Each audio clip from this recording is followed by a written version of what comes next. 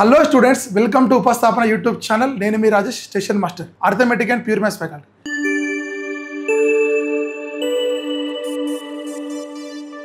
RRB నుంచి ఈ సంవత్సరం యాజ్ పర్ క్యాలెండర్ ప్రకారం ఇప్పటి వరకు వచ్చిన నోటిఫికేషన్స్ అన్ని టెక్నికల్ బ్యాక్గ్రౌండ్ తోటి రావడం జరిగింది. For the first time RRB నుంచి non technical popular category NTPC notification మనకు వెరీ రీసెంట్గా రిలీజ్ కావడం జరిగింది. ఈ వీడియోలో మనం ఆల్రెడీ మన ఉపస్థాపన యూట్యూబ్ ఛానల్లో దీని గురించి రిక్రూట్మెంట్ ప్రాసెస్ ఏ విధంగా ఉంటుంది, రిక్రూట్మెంట్ ప్రాసెస్ ఏ విధంగా ఉంటుంది మన డీటెయిల్ వీడియో చేయడం జరిగింది.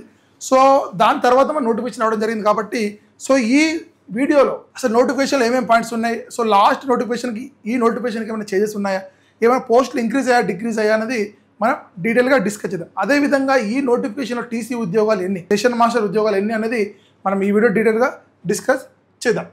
డేట్ ఆఫ్ పబ్లికేషన్ మనకు 13th రోజు పబ్లిష్ అయింది సార్. నెక్స్ట్ అప్లికేషన్ ఏ రోజు స్టార్ట్, 14th సెప్టెంబర్ నుంచి మీరు అప్లికేషన్ ఫిల్ చేయొచ్చు. 14th సెప్టెంబర్ నుంచి అప్లికేషన్ ఫిల్ చేస్తారు. ఎప్పుడు క్లోజ్ సార్, ఇది ఇంపార్టెంట్ కదా, క్లోజింగ్ 13th అక్టోబర్.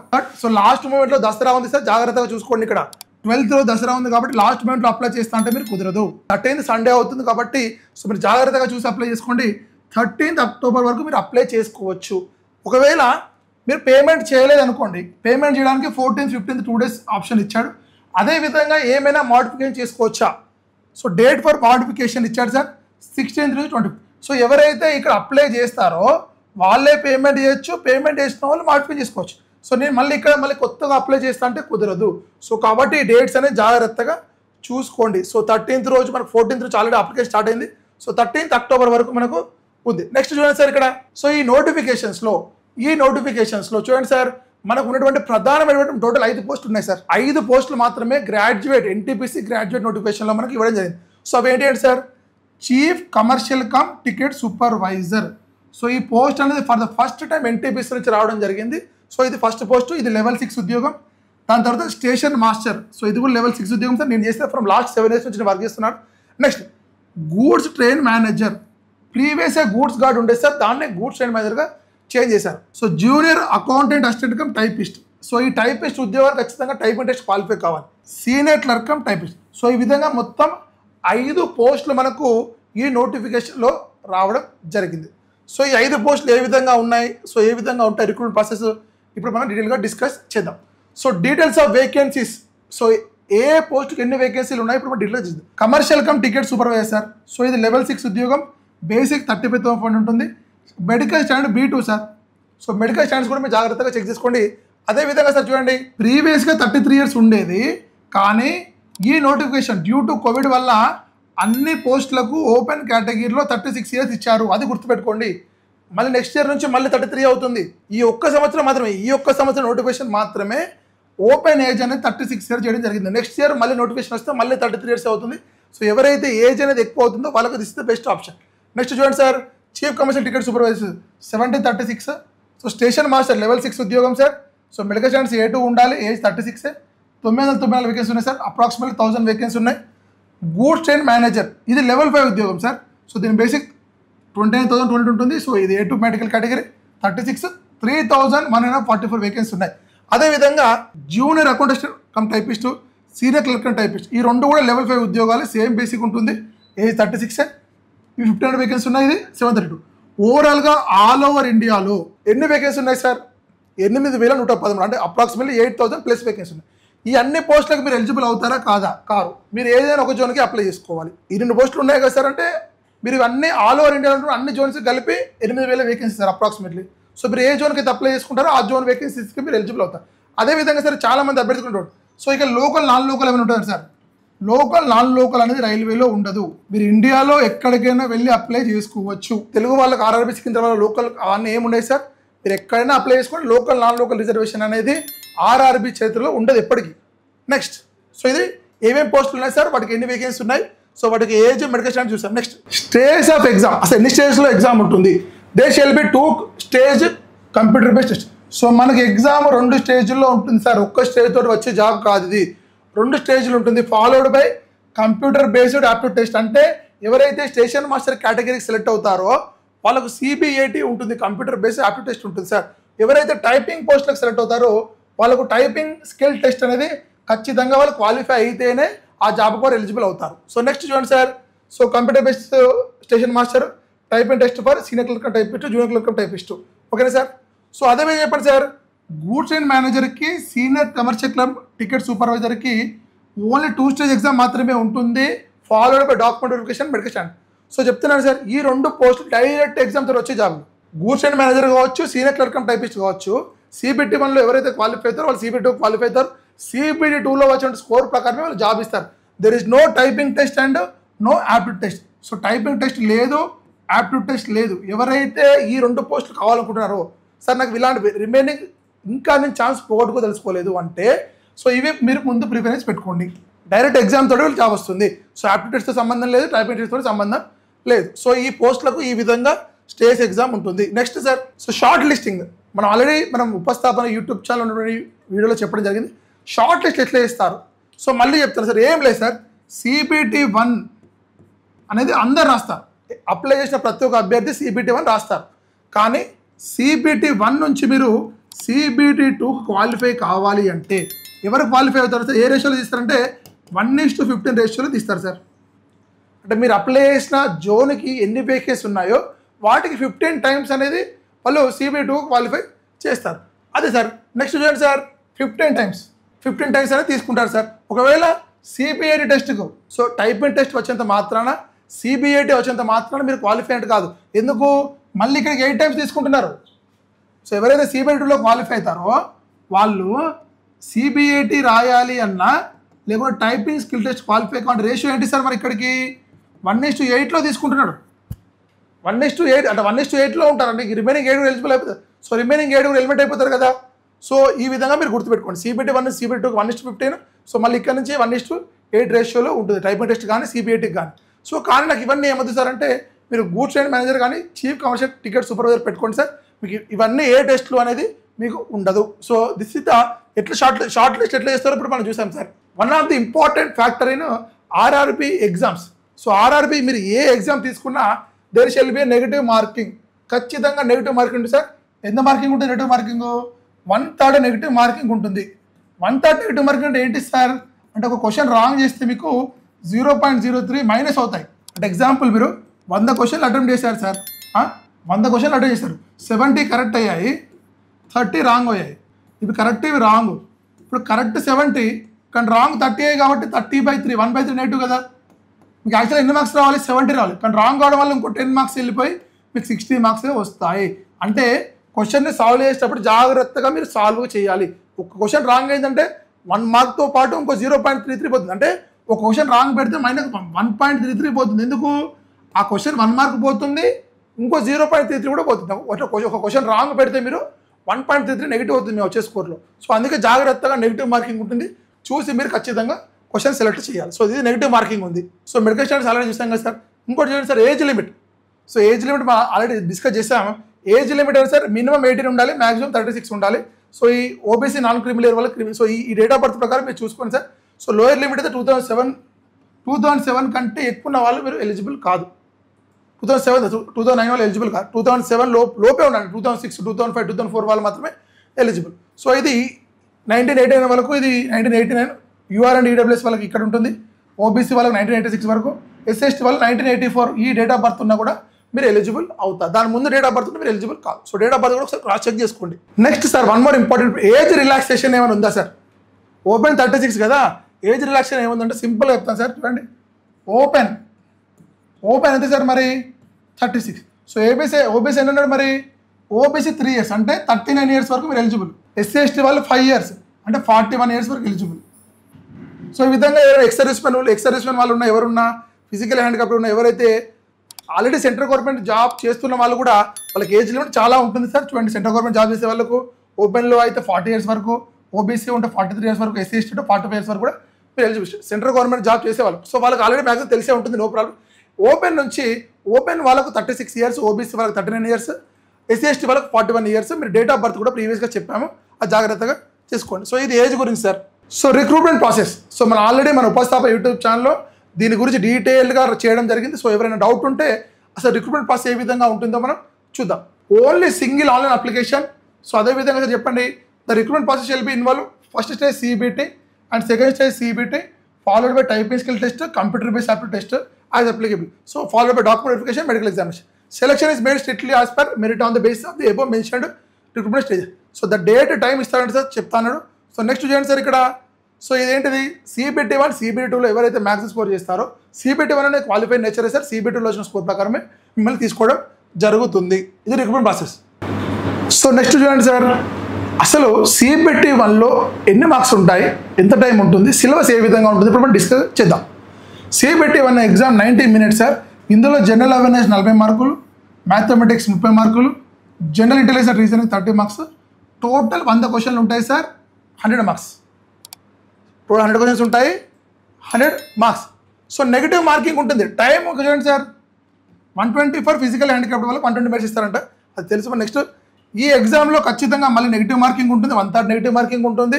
ఖచ్చితంగా మీరు నెగిటివ్ మార్కింగ్ అనేది క్రాస్ చేసి CBT1లో ఎవరైతే మ్యాక్సిమం స్కోర్ చేస్తారో, కట్ ఆఫ్ స్కోర్ చేస్తారో వాళ్ళు CBT2కు మీరు ఎలిజిబుల్ అవుతారు. సో సిలబస్ అనేది ఈ విధంగా మనకు డివైడ్ అయింది సార్. సో నెక్స్ట్ చూద్దాం సార్. చూడండి sir, the first CBT screening nature. Screening nature అంటే మీనింగ్ ఏంటి సార్ తెలుసా? What do you mean by screening nature? Qualified nature అన్నట్టు. CBT1 screening nature. CBT1 అనేది స్క్రీనింగ్ చేయడానికి. ఆ స్కోర్ అనేది మీకు ఎక్కడ మెరిట్లో యాడ్ కాదు. The standard of questions for CBT will be general in conformative with the education standards. So next ఏంటి sir, the normalised CBT first CBT shall be used for short list. So first CBTలో వచ్చినటువంటి మీకు normalise score sir. మీకు suppose 100కి 55 వస్తే 55 నార్మలైజేషన్లో రాదు score. So మీకు shift మీద ఆధారపడి ఉంటుంది, మీ పేపర్ టఫ్నెస్ మీద ఆధారపడుతుంది.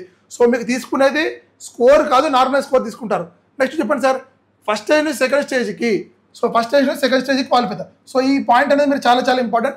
ఫస్ట్ స్టేజ్లో మీరు ఎన్ని మార్క్స్ వచ్చినా, టాప్ స్కోర్ వచ్చినా, కట్ ఆఫ్ స్కోర్ వచ్చినా కూడా ఆ స్కోర్ అనేది మీకు ఫైనల్ మెరిట్లో యాడ్ చేయరు. ఆ పాయింట్ మీరు గుర్తుపెట్టుకోండి. సో చూడండి సార్, ఇక్కడ మ్యాథమెటిక్స్ 30 మార్క్స్ ఉంది, రీజనింగ్ 30 మార్క్స్ ఉంది, జనరల్ అవేర్నెస్ 40 మార్క్స్. సో ఈ మ్యాథమెటిక్స్లో ఎలాంటి సిలబస్ ఉందో ఇప్పుడు డీటెయిల్గా డిస్కస్ చేద్దాం. సో చూడండి sir, number system, decimals, fractions, LCM HCF, so ratio proportion, percentages. ఇక్కడ చూడండి సార్, మెన్సురేషన్, ఇది pure maths topic sir. Pure maths topic ఏమేమి చూడు ఇక్కడ, మెన్సురేషన్ అనేది ప్యూర్ మ్యాథ్స్ టాపిక్. రిమైనింగ్ అన్ని అర్థమెటిక్ టాపిక్స్ అంతే కదా. టైమ్ అండ్ వర్క్ కానీ arithmetic topic, time and distance, simple interest, compound interest, profit and loss, elementary algebra. Elementary algebra అన్న complete algebra అన్న రెండు సేమే సార్. ఆల్జీబ్రా అంటే కంప్లీట్ ఆల్జీబ్రా మీరు నేర్చుకోవాల్సిందే, complete algebra. So next geometry. Geometry అనేది కూడా ప్యూర్ మ్యాథ్స్ టాపికే, జామెట్రీ. Next trigonometry. సో జామెట్రీలో కోఆర్డినేట్ జామెట్రీ కూడా వస్తుంది సార్. కోఆర్డినేట్ జామెట్రీ కూడా వస్తుంది. జామెట్రీలో కోఆర్డినేట్ జామెట్రీ, కంప్లీట్ జామెట్రీ మీరు నేర్చుకోవాలి. Next sir trigonometry. ట్రిగనోమెట్రీలో మళ్ళీ హైట్ అండ్ డిస్టెన్స్ కూడా వస్తుంది టాపిక్. ట్రిగనోమెట్రీలో హైట్స్ అండ్ డిస్టెన్స్ కూడా వస్తుంది. సో మ్యాథమెటిక్స్ సిలబస్ గురించి మనం డీటెయిల్గా వీడియో చేస్తాం సార్. మనం ఈ కంప్లీట్ సిలబస్ అక్కడ డిస్కస్ చేద్దాం. సో నెక్స్ట్ ఎలిమెంటరీ స్టాటిస్టిక్స్, అదేవిధంగా ఎట్సెట్రా అనే కొన్ని టాపిక్స్ ఎక్స్ట్రా కూడా రావచ్చు. మీరు ప్రీవియస్ ఇయర్ పేపర్ చూడండి, లాగర్థమ్స్ కూడా అడిగాడు. లాగర్థమ్స్ గురించి కూడా లాగర్థం క్వశ్చన్స్ కూడా ప్రీవియస్ ఇయర్లో అడగడం జరిగింది. అదేవిధంగా సెట్స్ కూడా అడిగాడు కొన్ని పేపర్స్లో. అదేవిధంగా ప్రాబబిలిటీ కూడా అడిగాడు. ఎట్సెట్రా అంటే రిమైనింగ్ కూడా అడగచ్చు సార్. ఇవి ఖచ్చితంగా అడుగుతాడు, రిమైనింగ్ కూడా అడగడానికి ఛాన్స్ ఉంది. సో ప్రతి ఒక్క టాపిక్ని మనం డీటెయిల్గా మనం ఉపస్థాపన యూట్యూబ్ ఛానల్లో నెక్స్ట్ ఏ విధంగా మనం ప్రిపేర్ కావాలో మనం వీడియో చేస్తాం. సో సిలబస్ గురించి వీడియో చేస్తాం సార్, అక్కడ మనం టోటల్గా డిస్కస్ చేద్దాం. సో ఇది mathematics syllabus sir. So reasoning syllabus, so series alphabetic series కానీ, కోడింగ్ కానీ, సో ఇదంతా కంప్లీట్ సిలబస్ ఉంది సార్. పజిల్స్. ఇక్కడ మెయిన్ ఇంపార్టెంట్ ఏంటంటే సార్, ఈ statement conclusion, statement course of action, decision making, ఈ మ్యాప్స్, ఇంటర్ప్రిటేషన్ ఆఫ్ గ్రాఫ్స్, ఇవి చాలా చాలా ఇంపార్టెంట్ సార్. చాలా మంది ఇది ప్రాక్టీస్ చేయరు. సో ఖచ్చితంగా వీటి మీద నెంబర్ ఆఫ్ క్వశ్చన్స్ ప్రాక్టీస్ చేయాలి. డేటా సఫిషియన్సీ కూడా ఉంది సార్. ఇక పజిల్స్ కూడా ఉన్నాయి, ప్రతి టాపిక్ ఉంది. రీజనింగ్ ఉంది, Venn diagrams, jumbling, syllogisms, mathematical operation, similarities. So చాలా ప్రతి టాపిక్ను మీరు బేసిక్ నుంచి హై లెవెల్ ప్రాక్టీస్ చేస్తేనే మీరు ఈజీగా క్వాలిఫై అవుతారు. సో నెక్స్ట్ చెప్పండి sir, general awareness. So general awareness చూడండి, జనరల్ అవేర్నెస్ ఏముంది, current events of nation, international important. So general అవేర్నెస్లో నేను చెప్తాను చెప్పండి సార్. కరెంట్ అఫైర్స్తో పాటు history, polity, economy, geography, science and technology, science, general science, so ఇవన్నీ టాపిక్స్ చదవాలి. దీంతో పాటు జీకే కూడా ఖచ్చితంగా చదవాలి. ఇవన్నీ చదివితేనే మీరు ఇందులో మ్యాక్సిమం స్కోర్ చేయవచ్చు. సో మన సిలబస్ గురించి డిస్కషన్ వచ్చినప్పుడు మనం ఈ విధంగా టోటల్గా డిస్కస్ చేద్దాం. సో చూడండి సార్, సెకండ్ స్టేజ్ CBTలో 15 టైమ్స్ తీసుకుంటే మనకు ఆల్రెడీ చెప్పాడు, 1:15 తీసుకుంటా అని చెప్పాడు. మరి సెకండ్ స్టేజ్ CBT సిలబస్ ఏముంది? సెకండ్ స్టేజ్ CBT సిలబస్ ఏముంది సార్? మళ్ళీ సేమ్ సిలబస్. 90 minutes exam. మళ్ళీ కానీ ఇక్కడ జనరల్ అవేర్నెస్ 40 ఉండే 50 వచ్చాయి, మ్యాథమెటిక్స్ 30 ఉండే 35 మార్క్స్ అయింది, రీజనింగ్ 35 మార్క్స్ అయింది. టోటల్ ఇక్కడ ఎన్ని మార్క్స్ ఎగ్జామ్ మరి 120 క్వశ్చన్స్ 120 మార్క్స్కి ఎగ్జామ్ ఉంటుంది. సేమ్ టైం 20 క్వశ్చన్లు పెరిగాయి, డిఫికల్టీ కూడా పెరుగుతుంది. ఎందుకు ఫస్ట్ స్టేజ్ సెకండ్ స్టేజ్కి వచ్చాయంటే మళ్ళీ టఫ్ ఉంటుంది కదా. సో ఆల్రెడీ చాలామంది ప్రాక్టీస్ చేసిన వాళ్ళే ఉంటారు కదా, సో మళ్ళీ పేపర్ టఫ్ ఇవ్వాలి కదా. సో కాబట్టి సెకండ్ స్టేజ్లో కూడా సేమ్ సిలబస్, ఫస్ట్ స్టేజ్కి అయినా సెకండ్ స్టేజ్కి అయినా సేమ్ సిలబస్ ఉంటుంది సార్, సేమ్ సిలబస్ ఉంటుంది. సో మళ్ళీ same syllabus sir, general intelligence అంతా సేమ్ సిలబస్ మళ్ళీ same syllabus sir, same syllabus. So ఫైనల్గా కంక్లూడ్ చేస్తే అసలు ఏమేమి పోస్టులకు ఏమేమి ఎగ్జామ్ ఉందో ఒకసారి జాగ్రత్తగా చూద్దాం.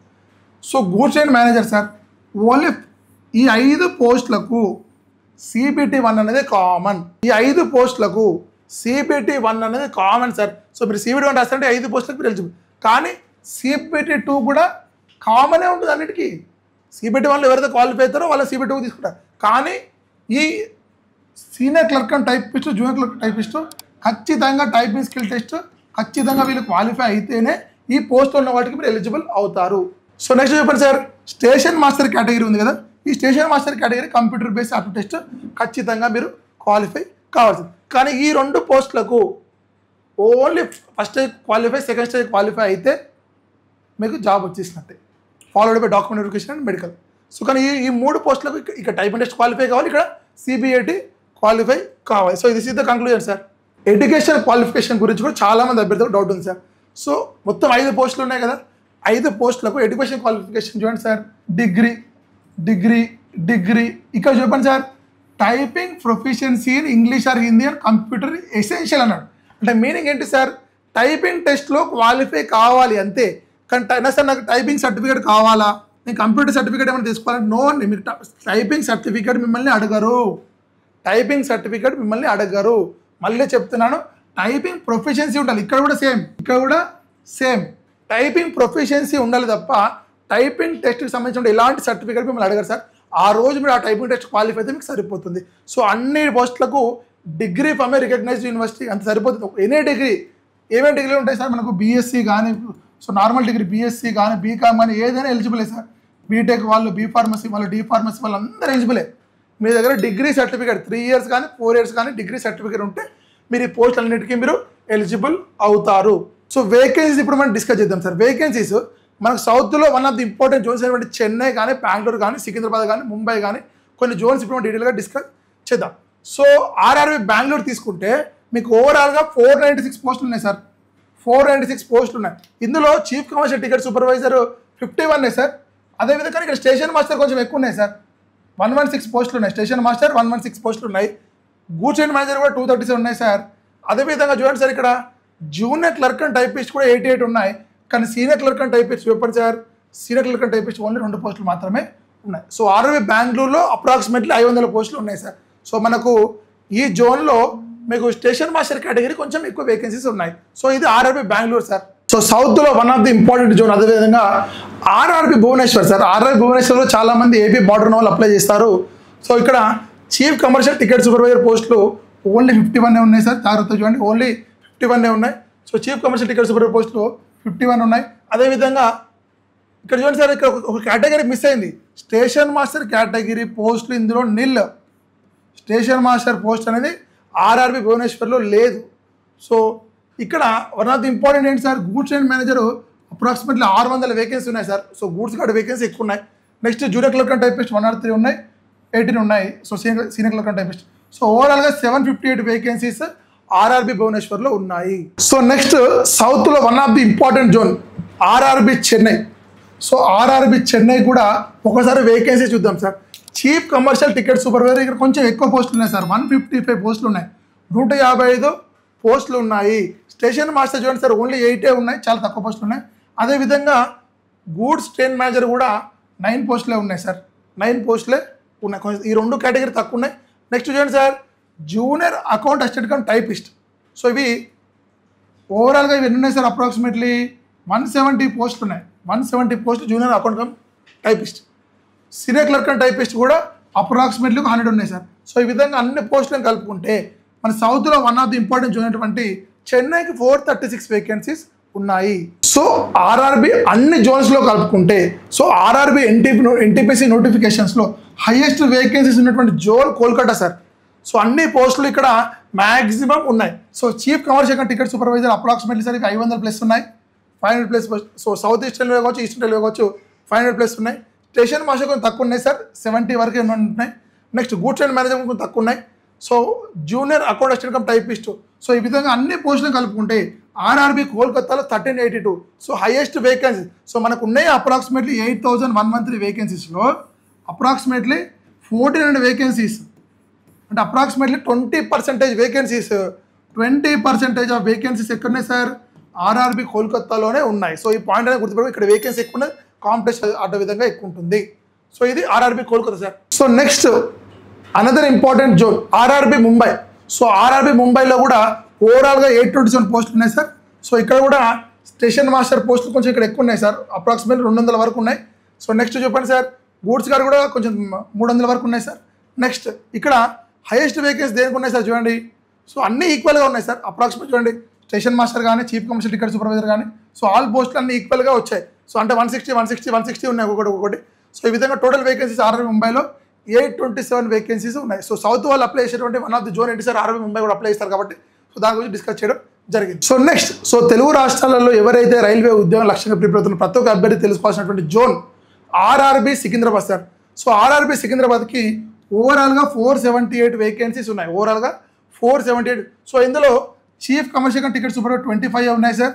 స్టేషన్ మాస్టర్ ఇక్కడ చూడండి సార్, యాక్చువల్గా ఇది ప్రింట్ మిస్టేక్ అనుకుంటుంది సార్, ఎందుకంటే చూడండి మనకు ఉన్నది ఓవరాల్ వేకెన్సీస్ 10 ఖచ్చితంగా ఈడబ్ల్యూఎస్ ఒకటే ఉండాలి 10% అంటే. So remain 9 distribute call. So ఎక్కడో చిన్న మిస్టేక్ జరిగినట్టు ఉంది. So I'm waiting for this correction. So 10 వేకెన్సీలో 7 ఈడబ్ల్యూఎస్కి ఇవ్వలేదు కదా సార్. 10 వేకెన్సీలో ఖచ్చితంగా ఒకటి కాంటాక్ట్ క్రాస్ చెక్ చేయండి. 14 ఉంటే 1 ఉంది, 114 ఉంటే 14, 9 ఉంటే 1 ఉంది. ఆ విధంగా ఓవర్ 10% వేకెన్సీ, టోటల్ వేకెన్సీలో 10% ఈడబ్ల్యూఎస్ ఇస్తారు. సో అది కొంచెం ప్రింట్ మిస్టేక్ కాదు సార్, మనం ఖచ్చితంగా కరెక్షన్ ఎక్స్పెక్ట్ చేద్దాం. సో నెక్స్ట్ చెప్పండి సార్, గూడ్స్ గార్డ్ అనేది సో కొంచెం ఇక్కడ ఎక్కువ వేకెన్సీ ఉన్నాయి సార్. కానీ గూడ్స్ గార్డ్లో మ్యాక్సిమం ఈస్ట్ కోస్ట్ రైల్వేగా ఉన్నాయి పోస్టులని. ఈస్ట్ కోస్ట్ రైల్వే అంటే మీ ప్లేస్ ఆఫ్ పోస్టింగ్ ఆఫ్టర్ విశాఖపట్నమే వస్తుంది. మీ place of posting after Visakhapatnam, అది కూడా జాగ్రత్త చూసి అప్లై చేసుకోండి. Junior account assistant cum typist 141, senior cum typist only 14 పోస్టులే ఉన్నాయి సార్. సో ఈ విధంగా మన సౌత్లో one of the important zones అంటే చెన్నై కావచ్చు, బెంగళూరు కావచ్చు, సికింద్రాబాద్ కావచ్చు, ముంబై కావచ్చు, కోల్కతా కావచ్చు, భువనేశ్వర్ కావచ్చు. సో అన్నీ మనం వేకెన్సీ చూడడం జరిగింది. సో మనం ఈ వీడియోలో ఆర్ఆర్బీ 2024 కంప్లీట్ ఇన్ఫర్మేషన్ ఇస్తున్నాం సార్ తెలుగులో. అదేవిధంగా జోన్ వైజ్ వేకెన్సీ కావచ్చు, స్టేషన్ మాస్టర్ వేకెన్సీ కావచ్చు, అన్నీ చూసాం. ఏజ్ లిమిట్, రిక్రూట్మెంట్ ప్రాసెస్ మనం అన్ని డీటెయిల్గా డిస్కస్ చేద్దాం. సో మన నెక్స్ట్ వీడియోలో ఏ జోన్కి అప్లై చేసుకుంటే బెస్ట్ ఉంటుంది sir, what is the safe zone, what is the best zone. So నాకు ఉన్నటువంటి పర్సనల్ ఎక్స్పీరియన్స్ ఆర్ఆర్బీలో 7 years నుంచి వర్క్ చేస్తున్నాను నేను. సో నాకున్నటువంటి పర్సనల్ ఎక్స్పీరియన్స్ ప్రకారం చాలా డిపార్ట్మెంట్స్ని దగ్గరగా చూస్తాను. సో కాబట్టి ప్రతి ఒక్క డిపార్ట్మెంట్ మనం చూసి ఏ జోన్కి అప్లై చేస్తే మీకు జాబ్ రావడం చాలా ఈజీగా ఉంటుందన్నది ఈ వీడియో తర్వాత మనం 1 by 1 డైలీ మనకు అప్డేట్ ఇస్తూనే ఉంటాం సార్. సో మనకు ఆర్ఆర్బీ ఎన్టీపీసీ ఉద్యోగం అయ్యేంత వరకు మీకు ఖచ్చితంగా మనం అప్డేట్ ఇస్తూ, సో ఆర్ఆర్బీ ఎన్టీపీకి సంబంధించినటువంటి అర్థమెటిక్ కానీ, రీజనింగ్ కానీ, జీకే కానీ ఏ విధంగా ప్రిపేర్ అవ్వాలి, సో నా యొక్క స్ట్రాటజీ కానీ మనం సపరేట్ వీడియో చేస్తాం సార్, మీరు అది ఖచ్చితంగా చూడండి. అదేవిధంగా ఆర్ఆర్బీ ఎన్టీపీసీ గురించి ఇంకా ఏదైనా డౌట్ ఉన్నా కింద కామెంట్ రూపంలో చెప్పడం మేము ప్రతి కామెంట్కు రిప్లై ఇస్తాం. అదేవిధంగా మా ఉపస్థాపన యూట్యూబ్ ఛానల్ లైక్ చేయండి, షేర్ చేయండి, అదేవిధంగా సబ్స్క్రైబ్ చేసుకోండి. Thank you very much and all the best.